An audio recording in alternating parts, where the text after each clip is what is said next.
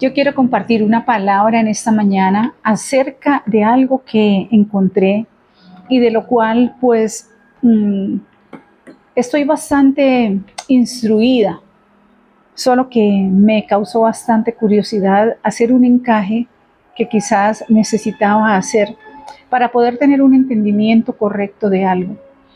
Y en este momento pues quiero compartirles a ustedes esta palabra que está escrita en el capítulo 11 de Apocalipsis. Y vamos a mirar lo que dice la palabra a partir del versículo 15. Dice, acerca de la séptima trompeta. Ustedes saben que la séptima trompeta está sonando. A veces la gente piensa o tiene una mala interpretación de las trompetas y piensan que es algo literal que va a sonar así como un sonido. Ese sonido está sonando hace rato, porque una trompeta espiritual es una voz que se levanta para anunciar algo. Y la séptima trompeta lo que está anunciando es que Cristo viene ya.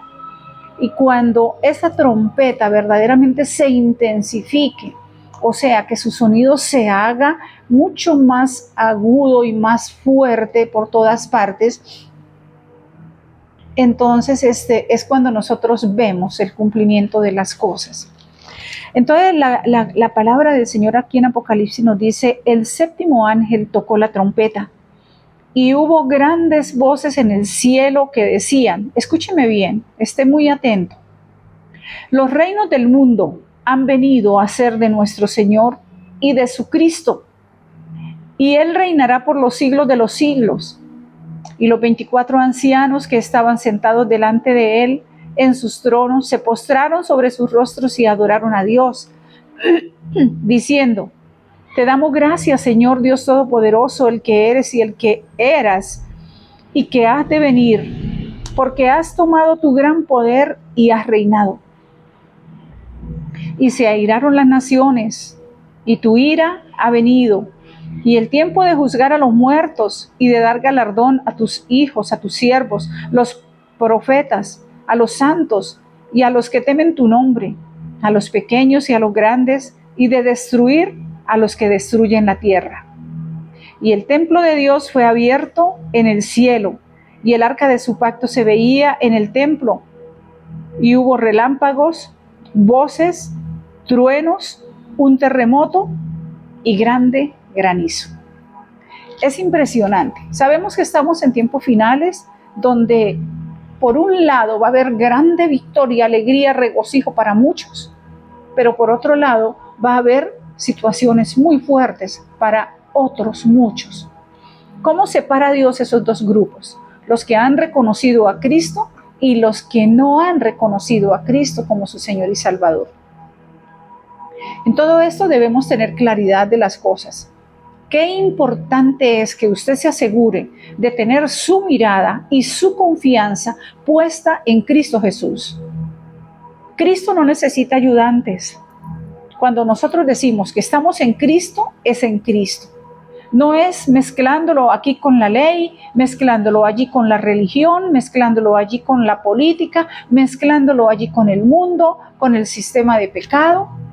Cristo espera que usted y yo valoremos este regalo tan grande y que aún estando como está el mundo, todavía no ha dado ese detonante de decir hasta aquí, dando tregua, dando un poco más de espera para que cada persona que aún no se ha determinado por Cristo, determinado. ¿Usted sabe lo que es una persona determinada? Una persona determinada es aquella que dice, yo no voy a buscar en ninguna otra fuente. Todo lo busco en el que fue a la cruz. Él que tiene un nombre que es sobre todo nombre, el Salvador del mundo. Jesucristo, el Hijo de Dios, el que se sacrificó. En ese coloco mi confianza, mi esperanza, en Él espero, en Él lo tengo todo y en Él está mi seguridad. Eso se llama ser uno determinado. Cuando yo me determino por Cristo, mi vida cambia, mi vida es transformada. Entonces el asunto aquí de lo que dice este texto de Apocalipsis 11:15 en adelante, acerca de la séptima trompeta. Me sorprendió mucho cuando dice, dice, el séptimo ángel tocó la trompeta y hubo grandes voces en el cielo que decían, grandes voces en el cielo que decían, los reinos del mundo han venido a ser de nuestro Señor y de su Cristo, y Él reinará por los siglos de los siglos. Esto se llama establecimiento del reino de Dios en la tierra. El reino ya está establecido. Desde cuando Cristo vino, Él lo dejó establecido en todos los corazones de aquellos que desde ese momento se hicieran seguidores de Él. ¿Usted a quién sigue? En las redes sociales, a muchas personas. Unos siguen a los que hacen chistes verdes, otros siguen a los que hacen bromas fuertes, otros siguen a los que propagan videos de sexualidad o de modas o de una cosa o de otra, pero usted y yo debemos seguir a Cristo Jesús. Entonces el Señor, mirando a aquellos que le seguían, en ellos dejó establecido el reino por medio del Espíritu Santo, un reino invisible que no se ve. ¿Cómo vamos nosotros por la calle y vamos a saber solo con ver, ay, aquel es parte del reino de Dios, aquel es parte del reino de Dios? Hasta que yo no hable con él, no me doy cuenta, porque lo que nos delata unos con otros de que somos parte del reino de Dios es nuestro lenguaje, esa cultura que nos fue imputada en el espíritu, en el corazón, y que la llevamos ahí, esa convicción de que nuestro rey es nuestro Padre y de que nosotros somos sus hijos legítimos, esa convicción de que Él me dio la salvación gratuita y de que yo le pertenezco a Él. Esas convicciones son las que nos dejan ver cuando estamos unos con otros unidos, todos siendo parte de ese reino de Dios. Entonces aquí lo importante es que la palabra del Señor nos está hablando de que va a venir ya, de que viene el Señor ya para establecer el reino a plenitud. Porque como les dije, el reino quedó establecido en el corazón de todos sus hijos desde cuando Cristo vino. Pero en este tiempo final, el reino de Dios va a ser establecido en el corazón de cientos y miles y millones y millones y millones de personas sobre la faz de la tierra.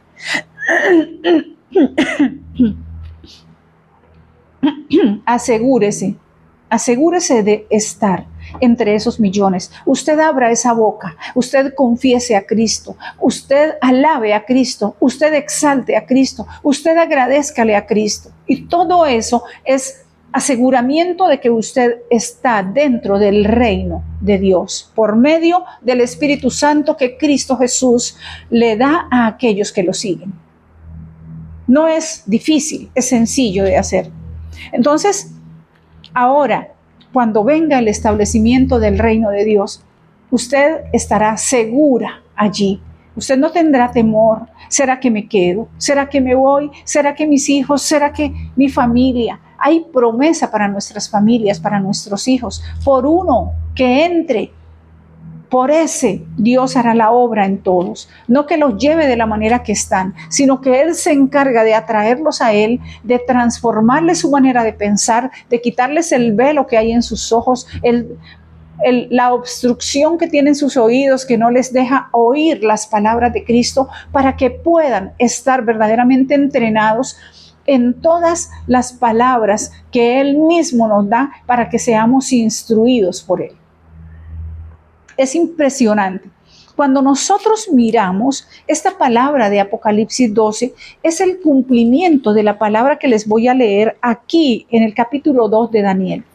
Y en el capítulo 2 de Daniel, el Señor nos había hablado acerca de un sistema de gobierno perverso, malvado, que su cabeza, dice la Escritura, en la visión que Dios le dio a ese rey de turno en aquel tiempo, llamado Nabucodonosor, el rey de Babilonia.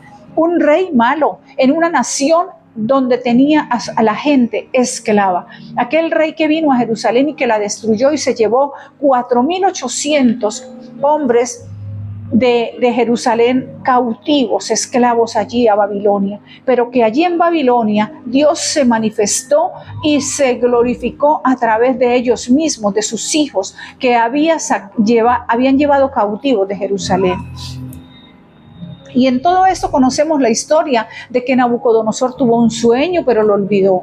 Era el rey, lo olvidó, pero estaba muy agitado y preocupado. Mandaron llamar a magos, a brujos, a hechiceros, y ninguno de ellos pudo hacer nada porque el poder de ellos es falso, es mentiroso. El único poder que sirve es el que nosotros recibimos de parte de Cristo Jesús. Así de que, estando en todas esas carreras, el rey, con deseos de saber las cosas, le dijeron de Daniel, le hablaron de Daniel, un hombre de Dios cuyo corazón estaba investido de poder desde lo alto, porque tenía al Espíritu de Dios dentro de él, como usted y yo que hemos creído en Cristo lo tenemos. Entonces Daniel vino e interpretó el sueño, pero el rey le dijo: también quiero la interpretación, no solamente el sueño, sino también la interpretación. Así de que como a Dios nada le queda grande, al Dios que nosotros servimos, a quien amamos y a quien seguimos, nada le queda grande. Le dio la interpretación de la visión, y le dio la visión y le dio también la interpretación. Y estando en ese proceso, Dios, a través de las palabras que dejó escritas aquí desde ese entonces como una profecía, para que hoy en Apocalipsis se cumpla todo lo dicho desde la antigüedad, el Señor dijo estas cosas. Entonces, me devuelvo un poquito. Entonces, la estatua que Dios le mostró a Nabucodonosor, que era un rey malo, por el cual se puso tan intranquilo y tan inquieto, era una estatua muy gigantesca cuya cabeza era de oro puro, de oro fino, y su pecho era de bronce y sus muslos eran de bronce. Era oro, plata, y toda esta parte era de bronce, y sus piernas eran de hierro, pero sus pies eran de hierro mezclado con barro cocido. Y yo les hago una pregunta: ¿qué tiene en común el hierro con el barro cocido? Nada. El hierro tiene su fortaleza, pero el barro cocido es absolutamente frágil y fácil de quebrantar. Entonces la estructura se sostenía desde los pies, pero había una parte que era muy fácil de quebrar, y es la que Dios nos dejó a nosotros, a usted y a mí, para que la quebrantemos. La parte de hierro estaba ahí entre sus pies, las piernas de hierro, quizás puntudas abajo, pero lo que realmente las sostenían para que estuvieran como en ese descanso eran los pies de barro cocido. Entonces dice la Escritura que de repente una piedra diferente, no era una piedra cualquiera, esa piedra que habla ahí en realidad es Cristo, la piedra angular. Y esa piedra vino y golpeó fuertemente los pies de esa estatua. Y dice que toda la estatua, claro, porque al golpear los pies, lo primero que quebró fue la parte del barro cocido, que es completamente frágil. Y todo esto está haciendo referencia a gobiernos que han pasado sobre la faz de la tierra desde el comienzo y hasta este tiempo final. Cuando leemos esta escritura, como también cuando leemos cada una de las escrituras de Daniel, el Señor nos está hablando de que estas cosas son para el tiempo del fin, para el tiempo final, para este tiempo. Esta es la recta final de todas las cosas. Ya Dios está dando cumplimiento aquí, allí, allí, hasta que se dé el cumplimiento de todo. El asunto es que esta piedra llamada Cristo Jesús apareció y golpeó los pies de la estatua. Y esa estatua, al golpearle los pies, el barro cocido se quebró, se convirtió en polvo y toda la estatua se vino abajo. ¿Qué se va a venir abajo próximamente? Todo el sistema de gobierno que ha habido sobre la faz de la tierra durante todos estos miles de años atrás. Gobiernos de hombres, gobiernos mentirosos. Cuando Cristo vino a la tierra, Él vino a establecer, o más bien a restaurar, es la palabra correcta, a restaurar un reino.